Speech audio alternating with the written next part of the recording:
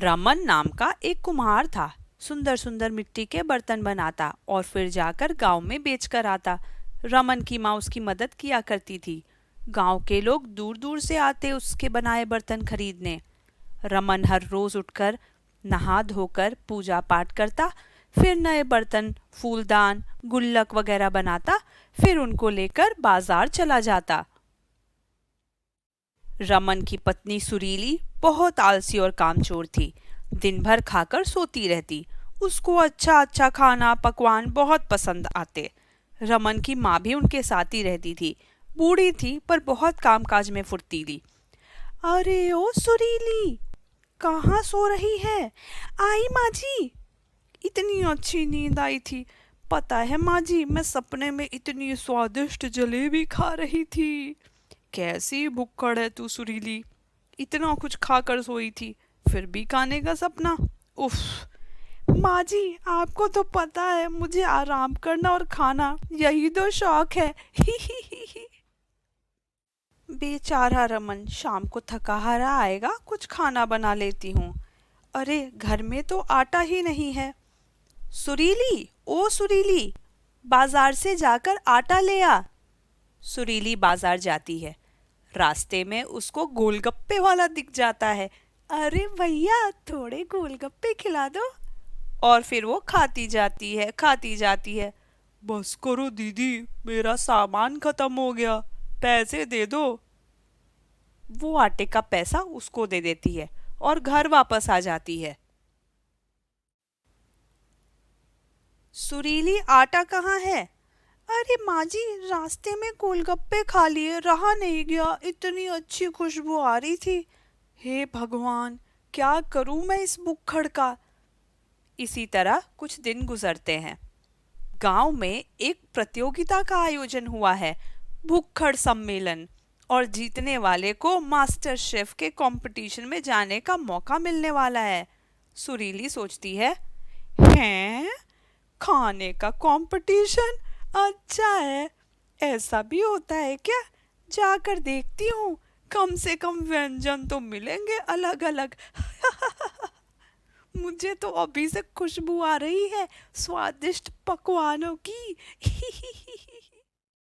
अगले दिन वो बिना किसी को बताए प्रतियोगिता में चली जाती है। वहाँ काफी सारे लोग आए हैं। फिर खाना शुरू होता है। धीरे धीरे करके लोग घटते जाते हैं, लेकिन सुरीली खाती जाती है, खाती जाती है। ऐसी प्रतियोगिता तो रोज होनी चाहिए। मजा आ गया। सब आश्चर्य से उसे देखते हैं। और फिर इस प्रतियोगिता की विजेता हैं सुरीली जी। हैं, मैं जीत गई। और फिर उसको इनाम में कुछ पैसे और मास्टर सुपर शेफ में जाने का इनविटेशन मिलता है। वो घर आकर किसी को कुछ नहीं बताती। रमन काम से आकर आराम कर रहा होता है। तभी बाहर से आवाज आती है, बधाई हो रमन भाई, बधाई हो। रमन और उसकी माँ बाहर आते हैं तो देखते हैं आसपास के लोग हैं। बधाई किस बात की बेटा? अरे माँ जी, आपकी बहू ने आज भुक्खड़ प्रतियोगिता जीती और मास्टर शेफ में जाने का मौका भी। हैं? हैं? उनको विश्वास नहीं होता। तब तक सुरीली भी आ जाती है। धन्यवाद भैया। अब क्या करना है? कुछ नहीं, मुझे आराम करना है, मुझे खाना बनाना तो आता ही नहीं। अरे आलसी, तो सीख ले और जा, कुछ तो कर जिंदगी में। क्या मेरी छाती पर मूंग दलती रहेगी? एक मौका मिला है तो जाकर कुछ कर। मैं तुझे या तो घर से निकाल दूंगी।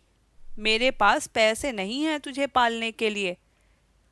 ऐसे कड़वे शब्द माँ बोलती है ताकि सुरीली को थोड़ी अकल आए और ये वो काम करे। ठीक है, आप नाराज मत हो, मैं जाऊंगी, लेकिन हार गई तो? रमन कहता है, तो क्या हुआ, हार गई तो कोशिश जरूर करना। पर मुझे गैस के चूल्हे पर काम करना बिल्कुल नहीं आता। ठीक है, मैं तुम्हारे लिए मिट्टी का चूल्हा बना देता हूँ, तुम उसे ले जाना, और साथ ही मिट्टी के बर्तन भी बना देता हूँ। उस पर तो तुम कर पाओगी। हाँ, कोशिश कर लूंगी। और इस तरह प्रतियोगिता शुरू होती है। पहला पड़ाव पार करने के लिए 10 मिनट में एक अच्छा पकवान तैयार करना है। सुरीली पूरी कोशिश करती है और यह पड़ाव पार करती है। दूसरा पड़ाव आता है। सबको अपनी मनपसंद का कोई एक व्यंजन बनाना है। सुरीली को जलेबी रबड़ी बहुत पसंद है और वो वही बनाती है।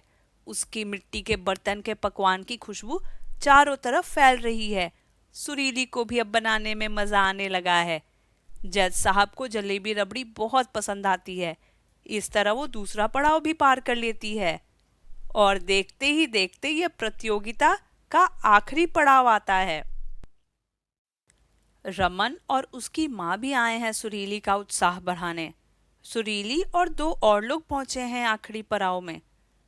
उनमें से एक लड़की होती है जो विदेश से खाने की पढ़ाई कर कर आई होती है। अरे ओ मोटी गंवार, मेरे पास मत खड़े होना प्रतियोगिता में।